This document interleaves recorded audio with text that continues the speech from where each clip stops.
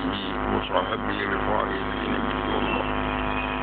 أما بعد فأوصيكم نفسي أولا بتقوى الله. ഉലമാക്കളെ, സാദാത്തുക്കളെ, എസ്കേഎസ്എഫിൻ്റെ ഭാരവാഹികളെ, എസ്വൈഎസിൻ്റെ ഭാരവാഹികളെ, ബഹുമാനരായ സദസ്യരെ, ഞാൻ ഉദ്ഘാടന കർമ്മം മാത്രം നിർവഹിക്കുകയാണ് ചെയ്യുന്നത്. വിഷയത്തിലേക്കൊന്നും തന്നെ കടന്ന് സംസാരിക്കാൻ ഞാൻ ഉദ്ദേശിക്കുന്നില്ല.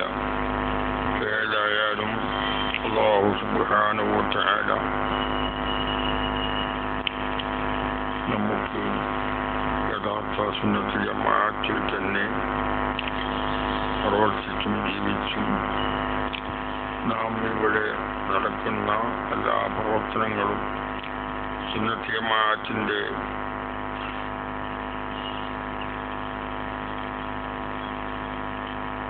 സംഘടനയായ സമസ്ത കേരള ജമിഅത്തുൽ ഉലമ അതിൻ്റെ ആശയാദർശങ്ങളിൽ അടിയുറച്ചു നിന്നുകൊണ്ട് നാം നമ്മളുടെ എല്ലാ പ്രവർത്തനങ്ങളിലും അത് മനസ്സിലാക്കിയും അതനുസരിച്ച് പ്രവർത്തിക്കുകയും ചെയ്യണം. അല്ലാഹു സുബ്ഹാനഹു വ തആല അവൻ്റെ ദീനിനെ ഈ കാലഘട്ടത്തിൽ അത് സംരക്ഷിക്കാനുള്ളതായിരിക്കുന്ന ബാധ്യത എല്ലാവർക്കുമുണ്ട്. ആ പ്രവർത്തനങ്ങൾ എല്ലാം സമസ്ത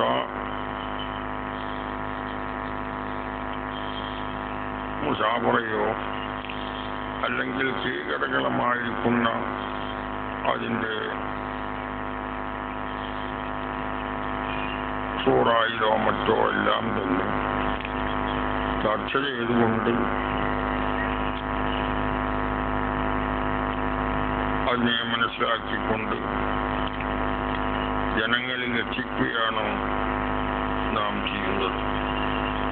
പിന്നെ ഇവിടെ നിന്ന് ജനങ്ങളുടെ ഇന്ന് നടക്കുന്ന കാര്യങ്ങളിൽ എല്ലാം തന്നെ നമുക്ക് ദീനിൻ്റെ യഥാർത്ഥ രൂപത്തിൽ തന്നെ നമുക്ക് മനസ്സിലാക്കി അതനുസരിച്ച് പ്രവർത്തിക്കേണ്ടതാണ്.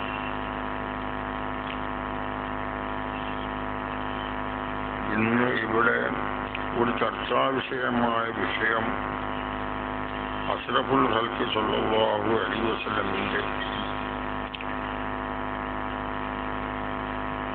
തിരുഉപദേശത്തെ സംബന്ധിച്ച് പലരിലും പല ജാതിയിലുള്ള സംശയങ്ങൾ ഉണ്ടായിട്ടുണ്ട്. ആ കാര്യത്തിൽ യഥാർത്ഥമായതായിരിക്കുന്ന അതിൻ്റെ ഒരു തെളിവ് കണ്ടെത്താൻ സാധിക്കാത്തതുകൊണ്ട് ആ സംഗതിൻ്റെ യഥാർത്ഥ രൂപം എന്താണെന്ന് മനസ്സിലായതിൻ്റെ ശേഷമല്ലാതെ അതുമായി ബന്ധപ്പെടേണ്ടതില്ല എന്ന് സമസ്തയുടെ മുശാവറ തീരുമാനിക്കുകയുണ്ടായി. അതെന്തുകൊണ്ടാണെന്ന് വെച്ചാൽ ഏത് വിഷയത്തിൽ നിന്നും ആ വിഷയം നാം പ്രവർത്തിക്കുമ്പോൾ അത് അള്ളാഹുവിൻ്റെ പൊരുത്തത്തിലാകണം എന്നുള്ള കാര്യം നമുക്കെല്ലാവർക്കും ഉറച്ച വിശ്വാസമുണ്ട്. ഇവിടെ ഇപ്പോ അഷ്റഫുൽ ഖൽഖ് സ്വല്ലല്ലാഹു അലൈഹി വസല്ലമിന്റെ കഴിയിൽ നിങ്ങളെല്ലാ വെള്ളിയാഴ്ചയും കേൾക്കാറുണ്ട് അഷ്റഫുൽ ഖൽഖ് സ്വല്ലല്ലാഹു അലൈഹി വസല്ലമിന്റെ കഴിയിൽ വന്നപ്പോൾ ആ കരക്കല്ലുകൾക്കുള്ളതെയും മറ്റുള്ള സഹാബികളുടെയും വഴിയിലുള്ളതായിരിക്കുന്ന ഹിജാബിനെ അല്ലാഹു തആല ഉയർത്തി അതിന്റെ തസ്ബീഹ് പ്രത്യക്ഷമായി കേൾക്കുകയുണ്ടായി. അപ്പൊ ആ കല്ലുകൾക്ക് ഒരു ബഹുമാനമുണ്ടെന്ന് നമ്മൾ വിശ്വസിക്കുന്നു. അപ്പൊ ഇന്നൊരാള് ആ ഒരു കല്ലും കൊണ്ടുവന്നു, ഏതെങ്കിലും ഒരു കല്ല് കൊണ്ടുവന്ന് ഇത് നബിന്റെ കൈക്കൽ അന്ന് തസ്ബീഹിന്റെ കല്ലാണെന്ന് പറഞ്ഞാൽ ഞങ്ങൾ പെട്ടെന്ന് എങ്ങനെ വിശ്വസിക്കും? അതിനൊരു നിവൃത്തിയില്ല. അപ്പോ അത് തെളിയിക്കേണ്ട കടമ ഞങ്ങൾക്കല്ല, അത് കൊണ്ടുവന്ന അതിന്റെ വാദികളാണ് അതിന്റെ തെളിവുകൾ നിരത്തി മറ്റുള്ള ജനങ്ങളുടെ സംശയം തീർക്കേണ്ടത്. അതുകൊണ്ട് ഇതിവിടെ വന്നോടം മുതൽ തന്നെ പലതും കേട്ടുകൊണ്ട് നബി സല്ലല്ലാഹു അലൈഹി വസല്ലമിന്റെ മുടി ബർക്കത്തിന് വേണ്ടി ഉപയോഗിക്കുക, അതിന്റെ വെള്ളം വിട്ട് കുടിക്കുക, ഇതെല്ലാം നമ്മളിൽ പലയിടത്തും നടക്കുന്നുണ്ട്. ഇപ്പം ഈ എല്ലാ സമയത്തും ഇങ്ങനെ പരസ്യമായി നടത്തുകയല്ലാതെ റബീഉൽ അവ്വൽ 12 ബാഖിയാത്തു സാലിഹാത്തിൽ വെല്ലൂരിൽ കാണിക്കാറുണ്ട്. പക്ഷെ അവിടുത്തെ മുടിയല്ല, ലത്തീഫിയിലാണ് മുടി, എവിടെയാണ് കാണിക്കാറ്. അവിടെ ഒരു മുടിയുണ്ട്, ആരോ ഒന്ന് വന്നിട്ട് നബിന്റെ മുടിയാണെന്ന് പറഞ്ഞിരുന്ന ഒരു മുടി വേറെ ബാഖിയാത്തു സാലിഹാത്തിലുണ്ട്. പക്ഷേ അതിന്റെ സനദ് ശരിയാകാത്തത് കൊണ്ട് മഹാന്മാരായിരിക്കുന്ന അവിടുത്തെ ഉലമാക്കൾ അത് പുറത്തു പറയാറോ എടുക്കാറോ ഇല്ല. ഇങ്ങനെ ഒരു സംശയത്തിൽ നബിന്റെ മുടിയാണെന്ന് പറയുന്നുണ്ടെങ്കിൽ അതും പഠിത്തത്തിൽ കൊണ്ടുവരാമല്ലോ. അതവരെന്തുകൊണ്ട് അങ്ങനെ സൂക്ഷിച്ചു, ഉണ്ടാതെ ആരോടും പറയാതെ. ബഹുമാനപ്പെട്ട ശൈഖാദം ഹസ്രത്ത് റഹ്മത്തുള്ളാഹി നവ്വറല്ലാഹു മർക്കദഹു വറഫഅല്ലാഹു ദറജാതിഹി വനഫഅനാ ബിഹി മാനവറുകൾ ഒരവസരത്തിലൊരു ചോദ്യം വന്ന് ബംഗളൂർ അടുത്തൊരു സ്ഥലത്ത് അവിടെ ഒരു പെണ്ണ് അഷ്റഫുൽക്കിനെ കിനാബ് കണ്ടു ഒരു മുടിയാക്കി കൊടുത്തിട്ടുണ്ട്. അപ്പം മുമ്പേ ജനങ്ങൾ ചിന്തിക്കാറുള്ള അതുകൊണ്ട് വല്ലതും പൈസ കണ്ടുള്ള കാര്യം. അപ്പൊ അതുകൊണ്ട് അതിന് മൂപ്പര് മറുപടി കൊടുത്തത് അതൊന്നും തന്നെ ഒരു പെണ്ണ് കിനാവ് ഉണ്ട് എന്നൊന്നും പറഞ്ഞതുകൊണ്ട് തന്നെ അഷ്റഫുൽക്കിന്റെ മുടിയാണെന്ന് വിശ്വസിച്ചുകൊണ്ട് നമുക്ക് പ്രവർത്തിക്കാൻ പറ്റുന്നതല്ല.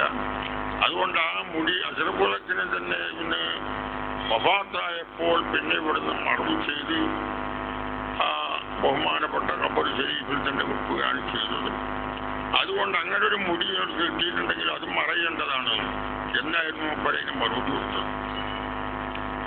അപ്പോ നമ്മൾ മാത്രമല്ല, ശൈഖാദം ഹസ്രത്ത് വരെ അവിടെയുള്ള ഉലമാക്കൾ വരെ ഒരു ശരിയായതായിരിക്കുന്ന സനദ് എന്ന് പറഞ്ഞാൽ കുറെ ആളെ പേരിങ്ങനെ വായിച്ചാൽ സനദല്ല, അത് അതിന്റെ ശരിയായ സനദിലെ കുറെ ആളുകളെ വിവരിച്ചിട്ടുണ്ടെങ്കിൽ തന്നെ ആ ആളുകൾക്കുള്ളതായിരിക്കുന്ന താരീഖ് മനസ്സിലാക്കണം.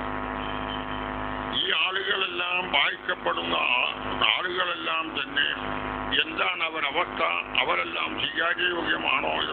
ഒരു ഹദീസ് ശരിയാണെന്ന് വെക്കണമെങ്കിൽ ബഹുമാനപ്പെട്ട ഹദീസിന്റെ ഇമാം ബുഖാരിയെ പോലുള്ളതായിരിക്കുന്ന മഹാന്മാരായ ആളുകൾ അതിന്റെ സനദ് മനസ്സിലാക്കാൻ മാസത്തോളം സഞ്ചരിച്ചു എന്നെല്ലാം നമുക്ക് കാണാൻ കഴിയും. അതുകൊണ്ട് ശരിയായ നിലക്കുള്ള അത് കിട്ടുന്നത് വരെ അത് നമ്മളതുമായി അടുക്കേണ്ടതില്ല, വിട്ടു നിൽക്കേണ്ടതാണ് എന്ന് സമസ്ത തീരുമാനിച്ചു. മുഷാവറയിൽ തെളിവിട്ടിയാൽ നമുക്ക് തർക്കമില്ല. തെളിവ് എന്ന് പറഞ്ഞാൽ കുറെ ആളെ പേര് വായിച്ച് സന്നദ്ധാന്ന് പറഞ്ഞാൽ നമുക്ക് നോക്കാൻ മതിയാവും. അത് സ്വീകരിക്കാൻ മതിയാവുന്ന ഒന്നല്ല.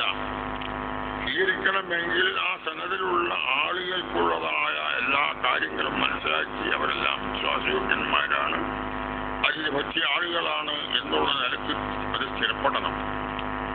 അപ്പോഴേ ഒരു ഹദീസ് സഹിയാവും. എന്ന പോലെ തന്നെ ഇതിന്റെ സനദിൽ നിന്നും ശരിയായതായിരിക്കുന്ന നിലക്ക് ആ നിലക്ക് മനസ്സിലാക്കിക്കൊണ്ട് ആളുകൾ അതിലുള്ളതായ റിപ്പോർട്ടർമാർ ആരൊക്കെയാണോ അതെല്ലാം തന്നെ മനസ്സിലാക്കി പഠിച്ചതിനെ അതിനെ സംബന്ധിച്ച് ചെയ്തു വെക്കാൻ പറ്റുകയുള്ളൂ. ഇത്രേ ഞങ്ങൾ പറയുന്നത്. അതുകൊണ്ട് ഞാൻ നീട്ടിയൊന്നും സംസാരിക്കാൻ ഉദ്ദേശിക്കുന്നില്ല. അത് വിവരിക്കാൻ മഹാന്മാരായിരിക്കുന്ന ഉലമാക്കൾ ഇവിടെയുണ്ട്. അവരത് വേണ്ടതുപോലെ സംസാരിച്ചതിൻ്റെ മനസ്സിലാക്കത്തിനും ഞാൻ എൻ്റെ സംസാരം തൽക്കാലം നിർത്തിവെക്കുകയാണ്.